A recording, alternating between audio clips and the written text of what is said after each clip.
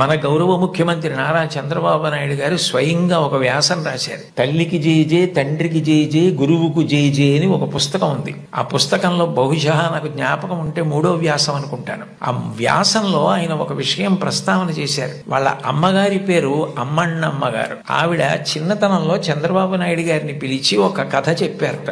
ఒరే నాన్న, మనిషి కష్టపడాలి. ఎందుకు కష్టపడాలో తెలుసా?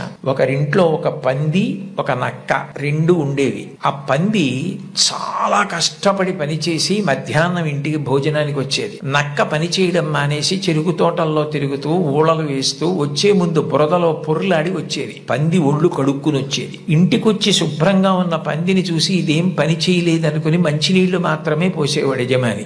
నక్క ఒంటి నిండా బురదంటించుకోవడం చూసి ఇది బాగా కష్టపడింది అనుకుని బాగా దానికి తిండి పెట్టేవాడు. మోసం ఎన్నాళ్ళు దాగుతుంది? కొన్నాళ్లకి ఎవరు కష్టపడుతున్నారో తెలిసిపోయింది. తెలిసిపోయిన తర్వాత నక్కని కొట్టి తరిమేసి పందికి తన పిల్లనిచ్చి పెళ్లి చేసి ఇల్లరికం అల్లుడిగా తెచ్చుకున్నాడు రా. ఇంటి పనివాడు ఇంటల్లుడయ్యాడు రా.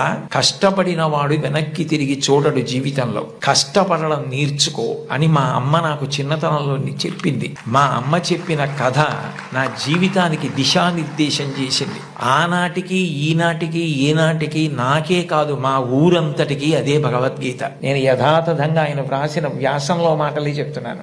ఆ మాటలే నాకు స్ఫూర్తి. ఇప్పటికీ కష్టపడడం నాకు అంత సంతోషం. ఆ కష్టపడడం అన్నది నేను మా అమ్మగారి దగ్గర నేర్చుకున్నాను. ఆ కష్టపడే ఇవాళ ఈ స్థితికి వచ్చాను. నేను ముఖ్యమంత్రినైనా మా అమ్మగారు మాత్రం మా ఇంట్లో గట్టిగా 3 రోజులు ఉండడానికి ఇష్టపడేది కాదు. మళ్ళీ వెళ్ళిపోయి ఆ నారావారి పల్లెలో తెల్లవారి 5 గంటలకి లేచి గొడ్డు గోద పొలము పనులు అవి చేసుకోవడం, ఆ కష్టపడ్డము ఆవిడికి ఎంత సంతోషము అని అమ్మగారి ప్రేరణతో తాను ఎంత వృద్ధిలోకి వచ్చారో వ్రాసుకున్నారు.